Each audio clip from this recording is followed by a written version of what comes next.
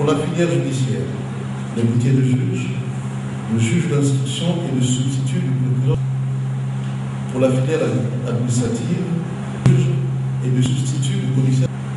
Pour la filière financière, c'est l'auditeur. Le comité s'est mis sur pied afin de concevoir les programmes pédagogiques à partir des modules de formation et planifier de manière rationnelle les différentes offres de formation. Un autre séminaire, cette fois de renforcement de capacités organisé par l'Académie africaine de management, se tient également depuis ce matin au Laïco. Il porte sur les questions liées au management des risques et audit. Les détails, Worapira, Pierre Claverella. Prévenir les formes nouvelles de vulnérabilité au sein des grandes entreprises bancaires de la capitale, tel est l'objet de la réunion des experts en banque et management de Libreville. Une réunion organisée par AFRAM, l'Académie franco-américaine de management. Les questions liées au management des risques et audits étaient de renforcement de capacité. L'objectif du séminaire, c'est déjà de faire comprendre ce que c'est que le management des risques, parce que c'est un nouveau métier. C'est un métier qui a environ 10 ans d'existence en Europe.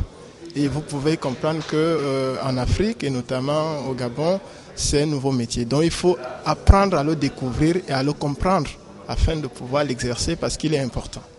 Au cours de cet exposé qui s'est mué en échanges fructueux, les exposants et les participants disent ici la portée des enseignements reçus ce jour. L'ambition de ce séminaire, c'est d'abord de sensibiliser et ensuite de donner des moyens simples, notamment par la cartographie des risques, de pouvoir identifier ces risques. Ce qu'on a retenu par rapport à ce séminaire sur le management des risques, c'est qu'aujourd'hui, le risk management est une fonction essentielle dans le dispositif de contrôle interne d'une banque et que c'est une fonction émergente qui a connu une importance de plus en plus significative avec les scandales qu'on a connus aux États-Unis, notamment les affaires Enron, WorldCom et Parmalat. Donc le risk manager est un conseiller majeur de la direction générale qui permet à la direction générale d'avoir une assurance sur l'atteinte de ses objectifs. Ce séminaire de renforcement de capacité qui se tiendra sur 2 jours aura donné la possibilité aux séminaristes d'améliorer les performances de leurs institutions bancaires, mais aussi de faire face aux différentes menaces qui guettent leurs entreprises. Ce communiqué du pôle de communication interministériel pour la suite, le réseau des conseillers en communication, des conseillers presse et attachés de presse en fonction dans les différents départements ministériels tient sa réunion hebdomadaire demain, jeudi 22 novembre 2012 à 10h à la salle habituelle de l'immeuble du 2 décembre. La réunion présidée par le chef de département communication de la primature rentre dans le cadre de la dynamisation de la communication gouvernementale compte tenu de l'importance de l'ordre du jour. La présence de tous les conseillers en communication et attachés de presse est vivement souhaitée.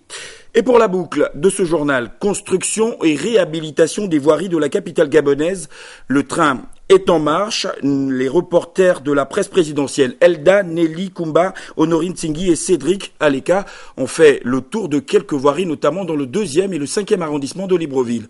Le constat. La route, facteur important de développement, mérite qu'un accent particulier soit mis tant sur sa construction que sur son entreprise.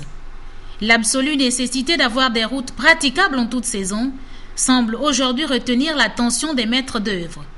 En effet, depuis quelque temps déjà, les petites et les grandes voies d'accès de la capitale subissent une véritable cure de jouvence.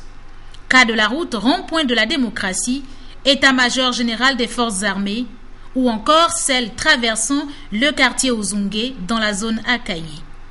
Une opération qui entre dans le cadre du programme de réhabilitation des voiries urbaines entrepris par le gouvernement. Ces routes, parmi tant d'autres construites et réhabilitées, répondent ni plus ni moins aux normes requises. 7 mètres de large, avec un bitumage épais, des voies d'évacuation d'eau, mais aussi et surtout des rues piétonnes pour la sécurité des usagers. Toute chose qui ne laisse pas ces derniers indifférents. Ça nous fait du bien, ça nous fait très bien. C'est important. Là, c'est mieux, le goudron est lisse et on conduit tranquillement et c'est beau. Et maintenant, il y a le trottoir, l'eau peut circuler tranquillement, donc on est forcément content. C'est venu à point nommé parce que au moins nous sommes contents. Enfin, je peux dire que nous sommes contents parce que c'est une première. Après près de 10 ans que nous n'avions jamais eu une route aussi bien faite. Donc on ne peut être que soulagé et content de ce qui a été fait. La route a été conformément bien faite, mais nous avons un problème du côté l'école Ozongué. L'entreprise qui a été mandatée pour exécuter les travaux n'a pas pu exécuter des dodanes en amont et en aval de l'école Ozongué. Donc c'est la seule chose regrettable que nous déplorons. Soucieux de la sécurité de ses concitoyens, le président de l'association des piétons ne cache pas sa satisfaction quant aux travaux réalisés. S'il y a des rues piétonnes, comme je l'ai vu, c'est très bien, mais je voudrais que ça continue. Ça ne doit pas s'arrêter là. Ça doit continuer les rues piétonnes et aussi des espaces aménagés pour les tricycles, c'est très bien. Comme ils ont commencé à faire des rues piétonnes, ça veut dire que l'État s'est plié au desiderata des piétons. En tout cas, on ne peut qu'apprécier. Mais il faudrait que ça continue, qu'il ne s'arrête pas là. Vous venez de nous parler des 2 rues et tout ça là, mais ce n'est pas Libreville. Il faudrait que le gouvernement fasse un effort. Il faut que le ministère des Travaux fasse un effort, que les Gabonais puissent circuler librement. La route compte donc à chacun de préserver sa signalisation horizontale et verticale pour une circulation en toute sérénité et en toute sécurité, aussi bien pour les automobilistes que pour les piétons. Le Conseil national de la communication était en séance plénière hier, nous vous le disions déjà. Derrière le générique fin de ce journal, vous suivrez le communiqué final ayant sanctionné les travaux de ces assises livrés par le conseiller membre chargé de la télévision, Godel Inonga Ndeika. C'est la fin de cette édition d'information. Merci à vous de l'avoir suivi. À demain 20h.